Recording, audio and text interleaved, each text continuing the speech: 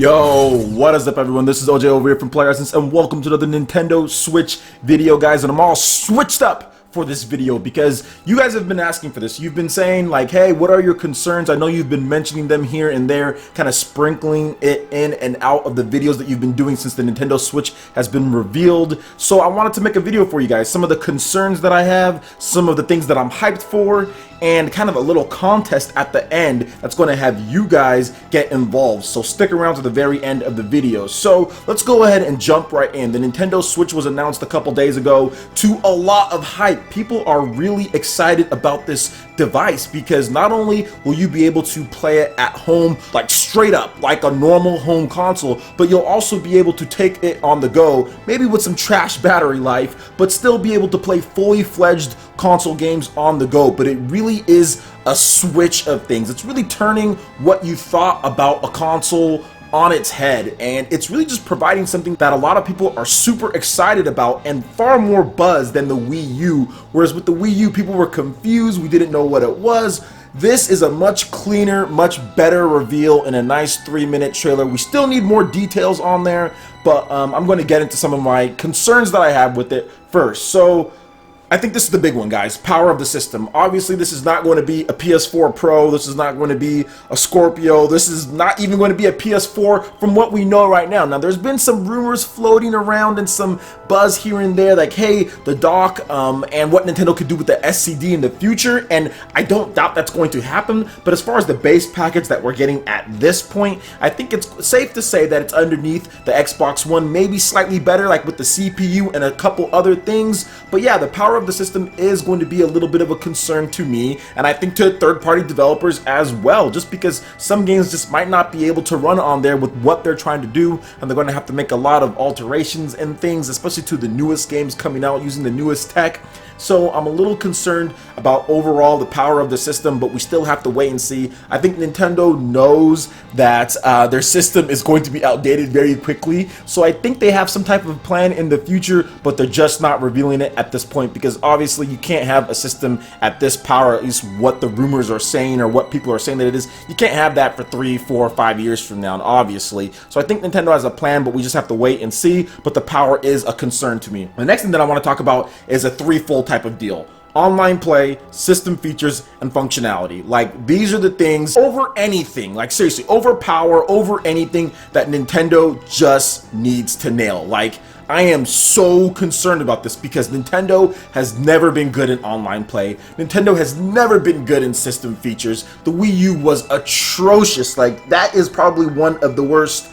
As far as functionality and system features go, like, oh my gosh, the Wii U is really bad. So I'm really concerned about system features and functionality, especially because this device is going to be positioned somewhat against the Kindles and against the HD Fires and the tablets and all that. Those are functionality and system features. Those have everything. Is this tablet going to have all that? Will you be able to just hook up to different apps and download them like a Google Play Store off of Nintendo's eShop? They need to make sure that if they're going to do something like this, you're going to put yourself out there in the tablet market, it better be a fully functional and featured tablet comparable to what you can buy for that price tag, because I can buy an $89 Kindle and it is fast, it is sleek, and it has everything on there as far as apps and functionality and features go. It can do all of that, so you better have something that's comparable in addition to a hardcore gamer's system. So Nintendo has their work cut out for them for this, because when you put yourself in that tablet market, that's what people are expecting, especially if it's going to be a $199 tablet and up. There's a market for that. I mean, it's out there, trust me. I mean, I've seen people buy $225 tablets. I've seen people buy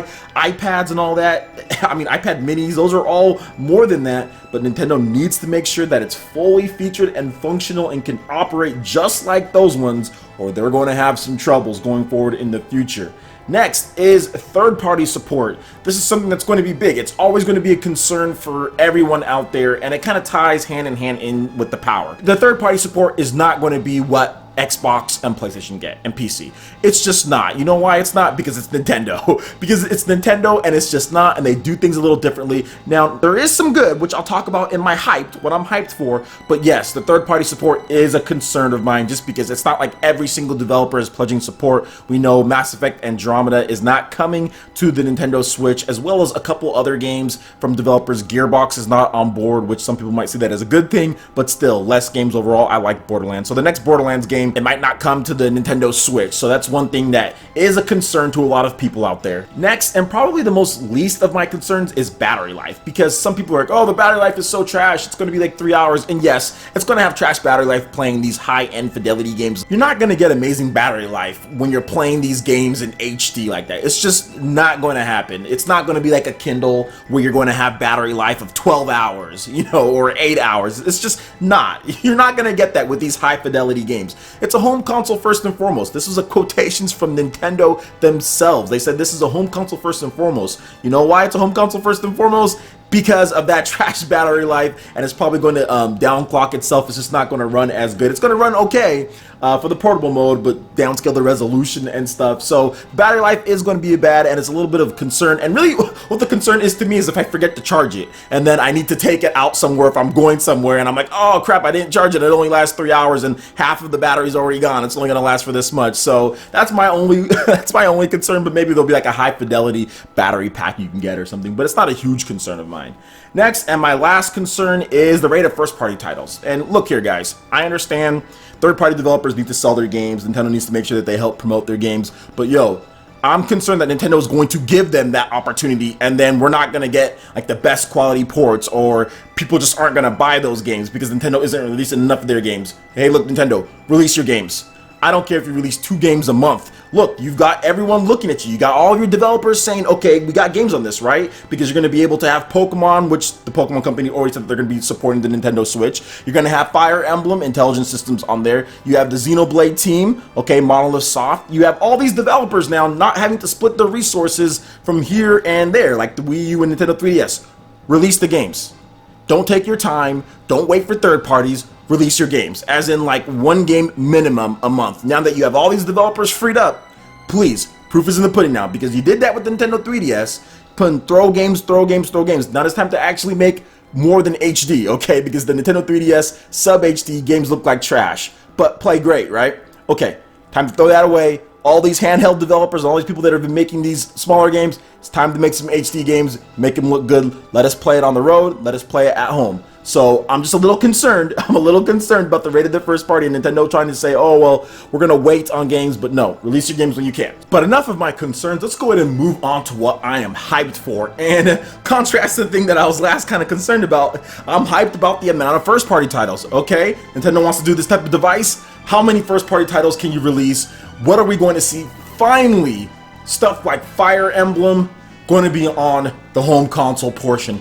Bravely Third, oh my gosh, that game, Pokemon, all of these great RPGs that the Wii U was missing, which helped aid its massive failure, will finally be playable on a 1080p, probably 60 frames per second home console for Nintendo. Hallelujah, thank you so much. That's going to keep me happy. No freaking gimmicks, no dual screen stuff, just being able to play amazing games at home on my big screen TV, not having to look at a small Nintendo 3DS screen. The amount of first-party titles, the rate of first-party titles that Nintendo can now produce has gone through the roof, and I am hyped about that. The next thing that I'm actually hyped about is familiar architecture for developers. Yes, it might not be as powerful as developers might want, but at the same time, it's using the same GeForce GPU and architecture that we have seen from NVIDIA and some of their best GTX graphics cards. So you can't sit here and say developers don't know how to program on this thing or develop on this thing, because it is using that same architecture along with ARM. So I mean, it's there. No more PowerPC, which developers don't feel like using. It's hard for them to port over their games. We have stuff like Unreal Engine 4, which is also another part of one of the things that I'm really hyped about. So the architecture is good. We've got support from one of the major leading engines in the industry. I'm so excited about that the architecture is finally there. Nintendo has finally ditched PowerPC because developers just didn't want to code for that thing. So that's really exciting. To me, I'm hyped for that. And we've seen some developers that never supported Nintendo systems or very sparsely support Nintendo systems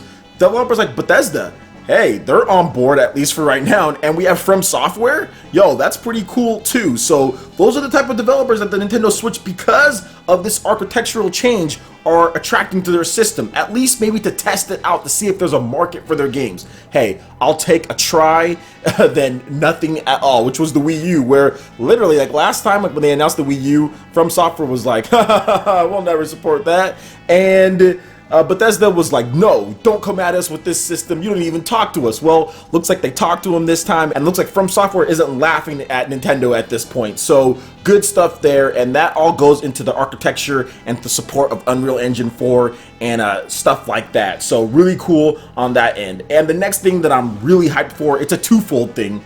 And I'll go over both of them. No gimmicks if you don't want to use them. Hey, this system has gimmicks, right? You can detach the detachable controllers, and you can play with those tiny little controllers in your hand. You know, you can hand one of them to a friend and they can play just for some quick like local multiplayer. That's like whatever, you know. Obviously you can take it off and you can stand it up and do whatever, that type of stuff. I mean, I guess it's really not too much of gimmicks. Like, this is probably the least gimmicky system Nintendo has made in a decade. The Wii and the Wii U are far more gimmicky than this thing, because the Wii and the Wii U require you to use their gimmicks at some point pretty much all the time. I mean, with the exception of a few things. I know with the Wii you can use the classic controller, but you still have to plug it in to that Wii remote. Like, you still have to plug in the classic controller to the Wii remote. So that was not cool at all. And then like with the Wii U, to go to the settings menu, yeah, you gotta use the Wii U gamepad. You can't use the Wii U Pro controller to access some of the settings. They make it a dual screen experience just for the freaking settings. For the settings, even certain games like Super Smash Bros, you can be using your GameCube controller, but if you want to add friends in there, you gotta go to a certain place, and then you gotta go and use your gamepad to add people. Like, okay, that's enough. That is enough, Nintendo. I'm enough of that. Well, actually, with the Wii U, you can actually not use your GameCube controller when it comes to Smash Bros. It won't let you. You have to use either the Wii U gamepad or a Wii U Pro controller. So, I mean, if you're using the GameCube controller, it just makes you have to switch back and forth between controllers when you're trying to add people. And I got so frustrated when I was doing my live streams with Smash Bros. That I just stopped because it was getting ridiculous. So, finally, no gimmicks. Like, finally, no gimmicks if you don't want to. You want to buy that Pro controller, amazing Pro controller. That the look of it is just so nice. You want to buy that. That will be fully functional and operational with everything with that system. Don't want to use the Joy-Con controllers? Don't have to. You can buy that Pro controller. You can go into your settings. You can use every single game will support it. Thank you once again. Hallelujah. This is easily the most least gimmicky system Nintendo has made since, like, seriously, the GameCube was the last one that was really not too gimmicky, not really gimmicky at all. And the Wii and the Wii U were super gimmicks. So this one, it's just good. It just feels good to know that they're gonna have that support and you can just play games normally. You dock it, you don't gotta look at any two screens or anything like that. You can just play games and enjoy Nintendo for what they do best. And what does Nintendo do best? Games. Straight up gameplay, you know, straight up gameplay, not having to look down back and forth and stuff like that. So I'm super excited about that. So that's what I'm hyped about. That's what I'm a little concerned about as far as the Nintendo Switch goes. Overall, I think I have a pretty balanced opinion, especially after being so wrong. And I do admit I was 100% wrong on the Nintendo back then, codename NX. And yeah, I'm ready to just move forward and definitely trying to be as humble as possible and take that L, take that L like I said before. And I was late to work that day that I live streamed, but yeah, I'll take that L and move on. But I do think Nintendo might have something here. Obviously, they're going to need to sell it, and if they do fix the concerns that I have as far as if that's like smoothed out, even like 50% of them, like the third-party support, like the online play, like even heck the online play system features and functionality, if that is good and some of the other stuff is still kind of, you know, bad when it comes out, I'll be okay. That's probably the major thing of my concern is online play, system features and functionality. That's like the major thing. They have to nail like the friends list, the voice chat, party chat, that stuff all needs to be there. So yeah, I mean, it's it's interesting, and we'll see what happens. So at the end of this video now, guys, all right, so what we're going to do, we're going to have a little contest in the comment section here. So how to make the Nintendo Switch an instant hit. That is going to be my video that I'll be doing in the near future, and I want you guys to let me know in the comment section, how would you make the Nintendo Switch an instant hit? Now, the person with the most upvotes, I will use your comments in addition to giving you a Nintendo 3DS code that I'll email to you. Okay, so you'll win a Nintendo 3DS code for a game, a random game that I have, in addition to me featuring your comment and that being a centerpiece of one of my next videos that I'll do, which is how to make the Nintendo Switch an instant hit. So get to the comment section, give me your best ideas for how to make it an instant hit. Try to keep it like a paragraph or two, and yeah, let's see who gets the most upvotes. Whoever gets that will be featured in my next video as far as their comments, in addition to getting a Nintendo 3DS code sent to their email. So cool stuff there. Alright guys, that wraps it up for this video here. Go ahead and hit that like button if you did like it. Lets me know you guys want more content like this going forward in the future, and subscribe to PlayerEssence for more news, reviews, trailers, tips, and tricks, and everything in gaming. Thank you so much for watching, guys, and we will see you for the next video. Peace.